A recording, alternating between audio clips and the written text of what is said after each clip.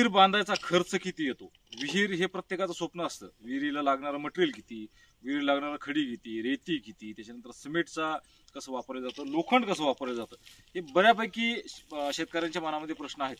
पाठीमागे एक चांगल्या प्रकारे विहीर इथं बांधलेली आहे. विहीर ज्यांची आहे ते शेतकरी आपल्या बरोबर आहेत. विहीर ज्यांनी बांधली ते सुद्धा आपल्या बरोबर आहेत. यांची विहीर बघायला सकाळी माझ्यासमोर काही याच गावातले बोडखा गावातले काही शेतकरी मंडळी आली होती. त्यांनी विहीर बघितल्यानंतर खूप प्रशंसा या विहिरीची केली, बांधकामाची प्रशंसा केली. तर आपण त्यांना हे सगळे प्रश्न विचारणार आहोत. आणि प्रत्येकाचं स्वप्न असतं की विहीर चांगली बांधली जावं, कारण की विहीर तयार करणं आणि त्याच्यानंतर ती जर व्यवस्थित बांधली गेली नाही तर जास्त पाणी झाला, जास्त पाऊस झाला आणि जर का ती विहीर ढासळली तर केलेला पूर्ण खर्च वाया जातो. आणि ती उपसून काढायचा, गाळ उपसून काढायचा म्हणजे फार मोठं खर्च त्या शेतकऱ्याला डोक्यावर पडत असतो. आणि ती एवढं काही सोपी गोष्ट नाहीये. जर विहीर चांगली बांधली नाही, पण त्याचं एक वैशिष्ट्य म्हणजे असं की विहीर चांगली बांधली नाही की काळीची जर माती असेल, काळीची माती असली आणि जर पाऊस जास्त पडला आणि पूर्ण जर कडक ढासळलं, कड्यामध्ये आता सगळे बांधकाम कड्यामध्येच आहेत. कारण की आता पहिले जे विटकरीचं बांधकाम होतं किंवा दगडाचं बांधकाम होतं ते आपण करत नाही. ते जास्त दिवस टिकतही असेल, पण त्याचे बांधकामाचे आता खर्च आपल्याला जास्त होतो. आणि हे जे खर्च आहे हा एकदम एक सलग दगड होऊन जातो आणि ते बऱ्यापैकी खूप दिवस टिकतं. कुठल्याही जमिनीमध्ये, काळीच्या जमिनीमध्ये आणि कुठल्याही जमिनीमध्ये याला चांगलं महत्व आहे. तर कड्याची विहिरीच्या बद्दल आपण या व्हिडिओमध्ये सर्व काही माहिती घेणार आहोत. आणि मुळात याचा लागणारा खर्च शेतकरी सांगू शकतात आणि घ्यायची काळजी आणि बांधकाम कसं असेल हे आपले ज्यांनी बांधकाम केलं ते सांगू शकतात. तर शेतकरी मित्रांनो, राम राम. माझं नाव दीपक आसाराम बुनगे. आपलं पुन्हा स्वागत आपली शेती आपली प्रयोगशाळा युट्यूब चॅनलमध्ये. आपण हे युट्यूब चॅनल जर नवीन बघत असाल तर चॅनल सबस्क्राईब करा, नंतर बेल दाबून ऑल नोटिफिकेशन चालू करा, जेणेकरून सगळे व्हिडिओ तुम्हाला बघायला मिळतील. या युट्यूब चॅनलमध्ये आपण शेतकऱ्याच्या बांधावर किंवा मग स्वतः शेतीमध्ये जे आपण प्रयोग करतो ते आपण टाकत असतो आणि जे शक्य होतील असे प्रयोग आपण दाखवत असतो. तर आपण ओळख करून देऊ. राम राम. राम राम. आपलं नाव? माझं रतन भीमराव साठी. बरं, बोडखा. हा, तालुका घनसावंगी. मी योगेश गुंजकर, राहणार घनसावंगी. बर, आपण या विहिरीचं काम प्रथम दर्शनी जे दिसतंय एकदम बेस्ट आणि एकदम काय म्हणतो आपण त्याला मापात केलेलं दिसतंय पूर्ण, बरोबर आहे? तर आपलं हे पूर्ण जे काम आहे हे गाडा किती फुटाचा आहे? 25 फुटाचा रुंदीला आहे. बर. आणि 21 भरते.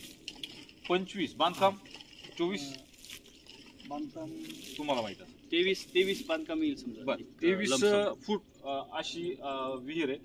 आणि त्याचं जे आपण उंची म्हणू तर उंची किती आहे आता ही जी बांधकामाची तुमच्या पूर्ण? ही पूर्ण 12 फूट भरते समजा. जमिनीच्या वरती तुम्ही 3 फूट घेतोय आपण. बर. आणि खाली भरती 9, म्हणजे 9 आणि 3 सगळे एकत्रित 12-12.5 फूट भरते. 12-12.5. दुसरी गोष्ट, जमिनीच्या वर घेण्याचं कारण असं असतं की असणारे पाळीव प्राणी किंवा लहान आपली मुलं असतात किंवा नंतर जे काही जंगली जनावर असतात ती विहिरीत पडू नये, त्याच्या नंतरचा त्रास आपल्याला होऊ नये याच्या कारणाने विहिरी वरती घ्यावं लागते. दुसरी गोष्ट, जर गड्ड्यात विहीर असेल आणि जर पाणी जर त्यात आजूबाजूचं आलं तर ते गाळमध्ये जाऊ नये या कारणानं विहीर कधीही उंच घेतलेली ही आपल्याला परवडते. तर आता आपण खर्चाच्या बाबतीत जर विचार करायचं ठरलं तर आता पूर्ण 12 फूट बांधकाम जे दिसतंय तुम्हाला याचा खर्च आतापर्यंत किती झालेला आहे? कारण यांनी जरी खर्च केलेला असेल झालेला आहे तुमच्या हातात, म्हणजे तुम्हाला माहिती, तर किती खर्च झालेला आहे आतापर्यंत? लमसम ह्या 12-12.5 फुटाच्या बांधकामाला 1 लाखाच्या पुढं असं एकंदरीत बजेट जाते. म्हणजे 1,10-1,15च्या. हो, 1,10-1,15च्या आसपास. याच्यामध्ये हे आता खाली तर तुम्ही 9चा कितीचा वाल टाकलेला आपण भीम म्हणू आपण त्याला? भीम आहे. त्याची जी रुंदी आहे ती 14 इंच आणि जी उंची आहे, थिकनेस आपण त्याला म्हणतो, तर ती आहे 8 इंच. बरं, भीम टाकणं हे गरजेचं असतं का? हा, पण त्या विहिरीला भीम जर असेल म्हणजे सहज जर कडे टाकली तर त्या कडेला खाली फाउंडेशन सपोर्ट राहत नाही. आणि जर आपण जर भीम टाकला तर त्या भीम वरती ते वजन आहे ते डिस्ट्रीब्यूट होते आणि भविष्यात ती चांगली विहीर होऊ शकते. दुसरी गोष्ट, भीम टाकायचं कारण असं असतं की प्रत्येक ठिकाणी ही जी आपल्या मातीची रचना, खडकाची रचना आहे ती एकसारखी नसते. त्याच्यामुळे जर खालीवर जर जमीन असेल आणि जर खडक जर कच्चा असेल तर आपण जर भीम टाकला तर तो भीम एकत्र धरून घेतो आणि वरच्या कड्याचा लोड त्याच्यावर पडतो. जरी एका ठिकाणी कच्चं जरी असलं तर तो तिथं खाली खचू देत नाही, ज्या कारणानं कड जे कडं आपलं पॅक होऊन जातं. तर यामुळं भीम टाकणं हे गरजेचं असतं. भीमचं जे लोखंड आहे हे सगळं लोखंड, पहिले आपण लोखंडातच बोलू, सगळ्याला लागणारा जो गज आहे हा गज किती क्विंटल लागलेला? याला सगळा 4 क्विंटल गज लागलेला आहे बरं. आणि तो 3 प्रकारामध्ये असतो, 6, 8 आणि 10. बरं. जो 6 असतो त्याला खाली रिंगा असतात, त्या रिंगा बनवून आपण 6 वापरतो. त्यानंतर जी लेंडर असते त्या लेंडरसाठी आपण 10 वापरतो, जेणेकरून फाउंडेशन मजबूत झालं तर ती विहीर चांगली टिकू शकते. आणि नंतर आपण इथं उभा आडवा 8चा वापरतो, म्हणजे हॉरिझॉन्टल व्हर्टिकल आपण 8 mm वापरतो. बर, तर याच्यामध्ये जी बांधी असते ही बांधी किती फुटावर अशी केलेली असते गजाची? आता हा जो गज आहे उभा, तर तो 1 फुटावर 1.25 फुटाच्या अंतरावर आहे. आणि ही जी बांधी असते आपल्या 1.5 फुटामध्ये 2 रिंगा असतात 8 mm च्या. तर त्या 8 mm च्या रिंगा खालून, म्हणजे आता हे जे कडे आहे 1.5 फुटाचं, त्या 1.5 फुटामध्ये खालून 2 इंचावर आणि नंतर 10 इंचावर ते असे त्याचं माप असतं. बर. तर लागणारं जे आपलं मटेरियल आहे हे मटेरियल किती ट्राल्या, म्हणजे खडी असेल रेती असेल, किती लागलेली? आपण आपल्याला 2 ब्रास वाळू लागली, 2 ट्राल्या वाळूची लागली. बर, 2 तर 1 ट्रॅक्टर डस्ट लागला, डस्ट पण वापरला. डस्ट पण वापरला. आणि 1.5 ब्रास खडी लागली, 1.5 ब्रास खडी लागली. बर. आणि 60 सिमेंटच्या बॅग गेल्या. 60. हा, जवळजवळ लोखंड आम्ही 4 क्विंटलच्या आसपास लागला. 3.5 ते 4.5च्या आसपास लोखंड गेले. बरं, याला जे प्रमाण तुम्ही वापरता याच्यासाठी, रेशो जो म्हणतो आपण त्याला, स्लॅबला जे मटेरियल वापरायचं तसंच असतं की तुम्ही याच्यात काही बदल करता परत? नाही, याच्यामध्ये कसं आहे 2:1 प्रमाण असते. म्हणजे सपोज आपण 10 जर टोपले वाळूचे घेतले तर आपण त्यात 5 टोपले खडी टाकतो. आणि खडी ही त्या रेतीवर अवलंबून असते. जर रेती जर मोठाली असेल तर खडी आपण एखाद्या टोपला कमी करतो. आणि रेती जर म्हणजे बारीक असेल स्लॅब सारखी तर त्याच्यामध्ये 2-3 टोपले त्या खडीचे वाढवले लागतात. जेणेकरून काय होतंय, एकदम असं बुकट्यासारखी वाळू असते, त्याच्यामुळे ते व्यवस्थित होत नाही. त्याच्यामुळे ते खडीचं प्रमाण जर जास्त असतं, त्यात ताकद असते, त्यामुळे खडी आपण जास्त वापरतो. बरं, डस्ट आणि खडी जसं आपण म्हणतो, काही लोक डस्ट मध्ये करतात, काही खडीमध्ये करतात. आता तुम्ही बांधकाम करत असताना, वापरत असताना आपल्या लक्षात येतं मजबूती कशात असते. तर तुम्ही मार्क कोणाला देता, रेतीला देता की डस्टला देता? नाही, मार्क तर वाळूला द्यावं लागते ना. कारण वाळूमध्ये जेवढं बांधकाम स्ट्रॉंग आणि काय म्हणतो आपण त्याला शाश्वत होत आहे, तेवढं डस्ट मध्ये तेवढं होत नाही. पण कसं आहे, काही वेळेला जर साखर नसेल आपण गुळाची चहा करतो, तसं ते ऑप्शन म्हणून आपण रेती वापरतो, डस्ट वापरतो. आणि काम जर वर आलं आणि जर वाळू जर भेटत नसेल तर वरच्या कडेला काही एवढा लोड नसतो. पण आपण सजेशन करतो खाली एकदम आपल्याला बॉटमला वाळू पाहिजे, मग थंडी असेल, लेवल असेल, खालची कडे असतील, बरोबर, त्याला आपण वाळूच वापरतो. आणि वरच्या कडेला डस्ट वापरली 4-5 कडेला तरी काही अडचण नाही, कारण यात जास्त लोड नसतो, स्लॅब नसते, काही वजन नसतंय, त्याच्यामुळे आपण ते डस्ट मध्ये जर केलं तर काय अडचण नाही.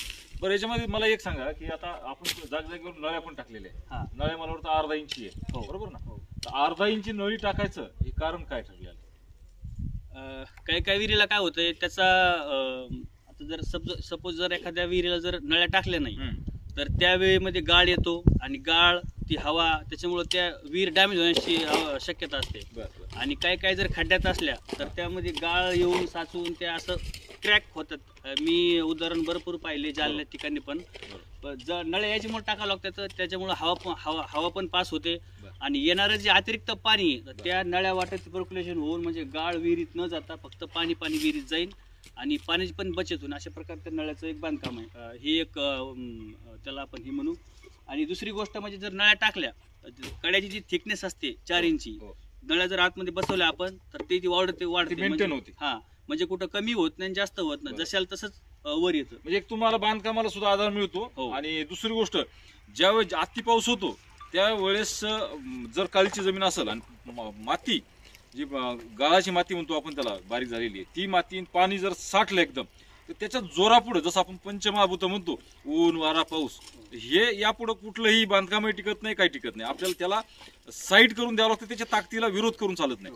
त्याच पद्धतीने यांच्या ज्या नळ्या टाकलेल्या असतात त्या नळ्यामधून ते पाणी पर्क्युलेशन विहिरीत जातं किंवा विहिरीत असलेलं पाणी हे बाहेर जातं. म्हणजे जर आपण जसं पुनर्भरणचा विचार जर करत असेल, समजा जर शेतकऱ्यांनी इथं गड्डं जर खांदलेलं आहे किंवा मग हे जे बांधकाम जे केलेलं आहे, यांनी जी माती टाकलेली हे मुरमाचंच आहे, येणारं पाणी ज्यावेळेस इथं मुरल त्यावेळेस इथं मुरल्यानंतर डायरेक्ट ते सगळ्या विहिरीमधून खाली विहिरीमध्ये पार्सल होतं. आणि हे एक पर्क्युलेशन जमिनीमध्ये जे काही पाणी वाढण्याचं काम आहे हे सुद्धा त्या नळ्यामुळे होत असतं. आणि मी असं म्हणेल की प्रत्येकाने आपल्या विहिरीला जिथून बांधकाम होईल तिथून प्रत्येकाने पाणी आतमध्ये जाण्यासाठी ही जागा आपण करून द्यायला पाहिजे, बरोबर ना? तर एकंदरीत तुम्हाला 1,10,000 रुपये 12 फूट उंच आणि जवळजवळ 23 फूट रुंद अशी असलेल्या विहिरीला यांना खर्च आलेला आहे.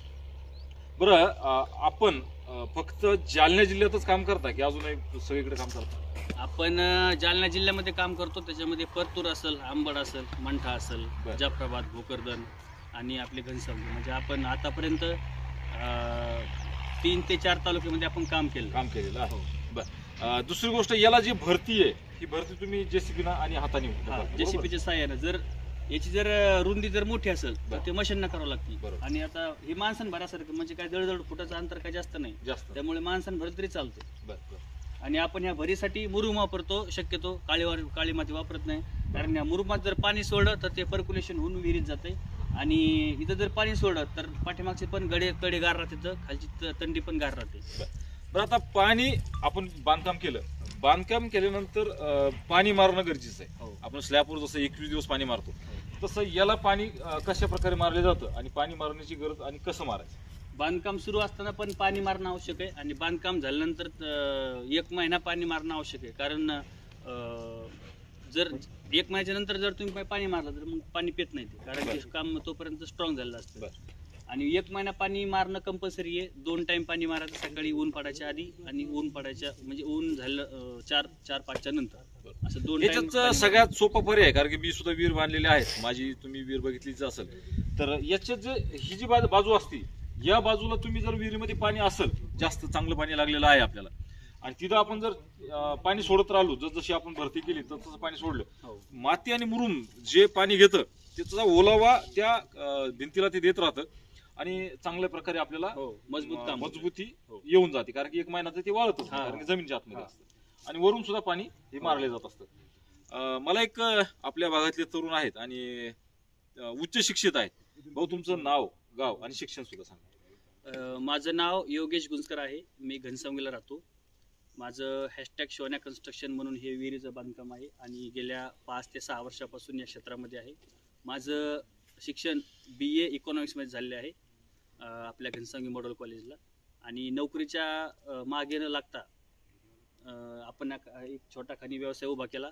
आणि सुरुवातीला सर 1 शाखा होती, आज 3 शाखा काम करतायत. आणि जवळपास आपल्याकडं 10 ते 15 लेबर म्हणतात त्याला, सहकारी म्हणून सहकारी मित्र घेऊन आपण ते काम करत असतो. कारण सहकारी घेऊन आपण आपल्या तालुक्यामध्ये छान उत्कृष्ट प्रकारे शाश्वत, रेखीव आणि सुबक असं बांधकाम करून देतो. तुम्हाला मी फुटेजमध्ये यांचं कामाची क्वालिटी दाखवतो. क्वालिटी 1 नंबर आहे. कोणीही इथं आल्यानंतर पहिलं ज्यांनी काम केलं त्याचंच नाव विचारावं, कारण की काही विहिरीवर आपण ज्यावेळेस जातो त्यावेळेस स्पष्ट खडी दिसलेली असते आतून, किंवा त्यात सगळ्या काही गोष्टी लगेच लक्षात येतात, तार बाहेर आलेली असती. आणि हे जे कामाची कुशलता आहे यातून लगेच आपल्या लक्षात येते की काम कुठल्या प्रकारे झालेलं आहे. तर चांगल्या प्रकारे तुम्ही शेतकऱ्यांना माहिती दिली, आणि खूप पायऱ्या पण असतील, पायऱ्याही फार व्यवस्थित जिथं पाहिजे तिथं टाकलेल्या आहेत. त्यानंतर शेतकऱ्यांना एक चांगलं पाणी लागलेलं आहे, त्यांना आपण शुभेच्छा देऊ. त्यांच्या आपल्या कामामुळं बरेचसे जण येऊन गेले.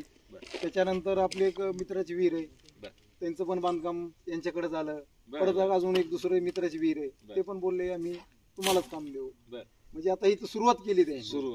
काम तर आम्हाला ओळख नव्हती, काय नव्हती. आम्हाला मशीनवाल्यांनी सांगितलं आपल्याकडे माणूस आहे चांगला, मला घ्या बोलून.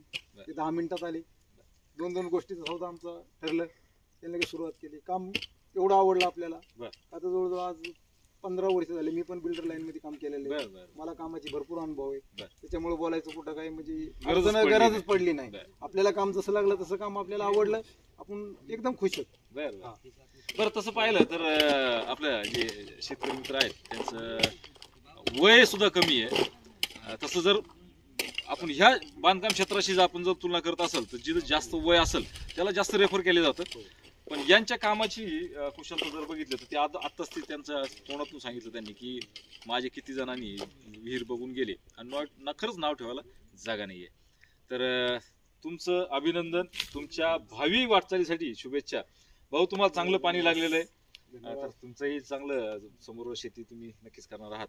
तर शेतकरी मित्रांनो, व्हिडिओ कसा वाटला नक्कीच कमेंटमध्ये लिहा. नवीन असाल तर चॅनल सबस्क्राईब करा. तर भेटू पुढच्या व्हिडिओमध्ये. तोपर्यंत धन्यवाद. राम राम.